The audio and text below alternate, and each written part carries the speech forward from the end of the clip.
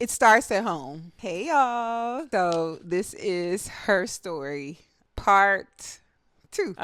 It starts at home. So when I first started going to therapy, they wanted to break down my childhood and where everything began. When I was a child, my mother would be abused by her husband. I can remember the loud sounds of her screaming, putting the cover over my head. And I used to have this bunny that I believe she gave to me at a very young age, and I would not let the bunny go.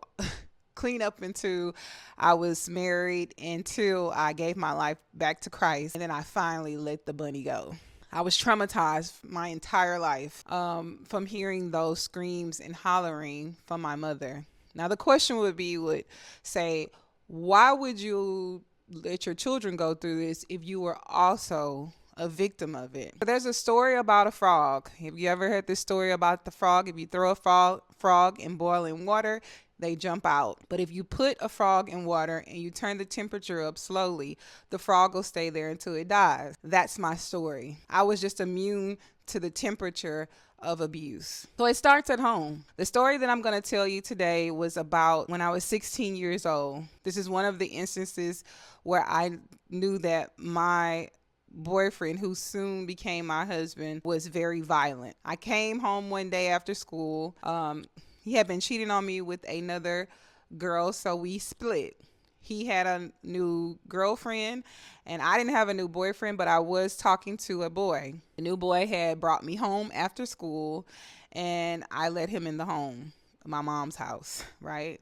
Okay. Didn't do anything. I know it's like, oh, you did something, but I didn't. We were sitting there talking, and then my boyfriend, who I thought was no longer my boyfriend, showed up. He began to beat on the door, and I wouldn't answer because I was scared. When I didn't answer the door, he started to kick on the door. I still didn't answer. So the boy that was in the house was like, just let me answer, but I didn't want any conflict, so I said no. He started to bust every window out in my mom's apartment. Once he bust all the windows out, there was blood everywhere from him doing it bare hand, and he drove across the fence to the nearest school. The reason I'm telling you this story is to highlight that I should have saw at 16 years old that this was going to be bad for me, but I didn't, because it starts at home. So once my mom got home from work, all of her windows were bust out, but I had called her and let her know that her windows was bust out. When she got home, I told her that it was my boyfriend who did it. Of course, I was freaking out and I was scared, but I thought my mom was going to protect me.